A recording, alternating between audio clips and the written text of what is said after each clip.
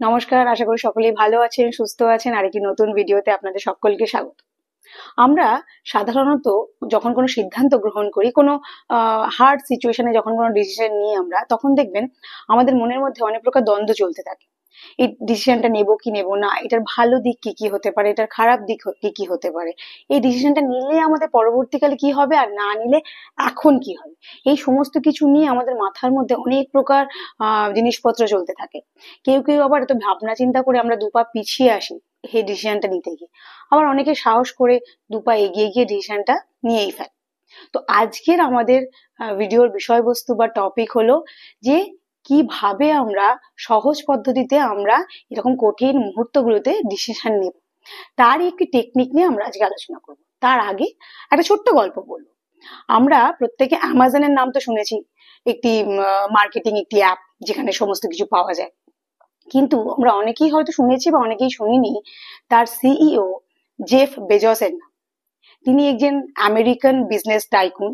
তবে তিনি যখন এই আমেরিকান বিজনেস টাইকুন এখন হয়েছেন তিনি, কিন্তু যখন হননি তখন তিনি একটি নর্মাল এমএনসিতে চাকরি করতেন। তখন সেই মাল্টিন্যাশনাল কোম্পানি ছেড়ে যখন তিনি প্রথম অ্যামাজন খোলার স্বপ্ন দেখেন, তিনি একটি ছোট্ট গ্যারাজের মধ্যে প্রথম বই অনলাইন বই সেলিং দিয়ে তিনি প্রথম শুরু করেছিলেন। 1994-এ অ্যামাজনের জন্ম হয়। তো এই কমার্শিয়াল যে সাইট যেটা এখন ওয়ার্ল্ড ওয়াইড বিখ্যাত, সেটা কিন্তু শুরু হয়েছিল একটি ছোট্ট গ্যারাজে। এবং তিনি যে ডিসিশনটা নিয়েছিলেন বা তিনি যে টেকনিক বা টুল ফলো করেছিলেন নিজের লাইফে, সেটা নিয়ে ছোট্ট একটা গল্প বা আজকের ভিডিওর টপিক সেটাই বলতে পারেন, যেটা আমার আপনার জীবনেও কিন্তু ডিসিশন নিতে খুব সাহায্য করবে।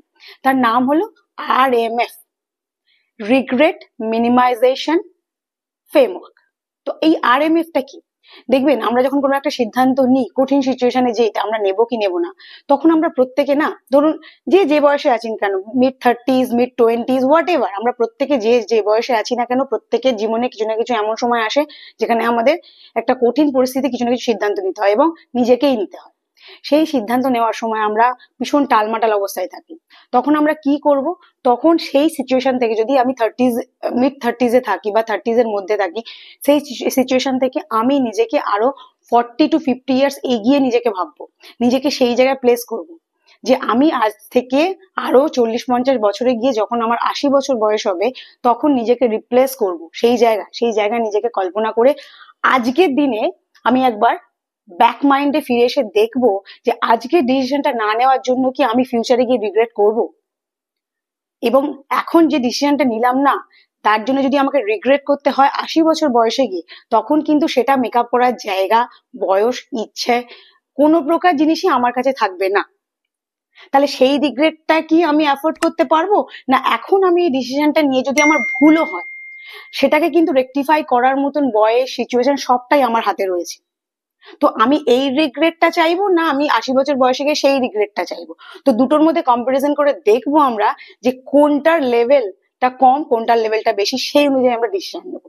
সেটা অনেকটা হেল্পফুল হবে আমাদের জন্য, যে আমরা কোন ডিসিশনটা, এই যে ডিসিশনের মধ্যে রয়েছি যেটা আমাদের এখনই এই মুহূর্তে নিজেকেই নিতে হবে, সেটা থেকে খুব তাড়াতাড়ি সিদ্ধান্ত বা একটা রেজাল্টে আসা আমাদের পক্ষে অনেকটা হেল্পফুল হবে। কখনো যখন আপনি নিজের কোনো একটি লাইফের কোনো একটি মানে ক্রিটিক্যাল সিচুয়েশনে যখন আপনাকে ডিসিশন নিতে হবে, তখন এই RMF কে অবশ্যই নিজের লাইফে একবার না একবার ফলো করে দেখবেন এর ফলটা কি হয়। আশা করি ভালো হবে, নিশ্চয়ই ভালো হবে। এবং রিস্ক তো নিজেকে জীবনে নিতেই হবে, না নিলে কিন্তু সাকসেসটা পাওয়া যাবে না। সুস্থ থাকবেন, ভালো থাকবেন, সঙ্গে থাকবেন। যারা যারা চ্যানেলটি এখনো সাবস্ক্রাইব করেননি, সাবস্ক্রাইব করুন। আরো ভালো ভালো টপিক নিয়ে আমরা আমাদের এই চ্যানেলে আবার উপস্থিত হব। ততক্ষণ ধন্যবাদ।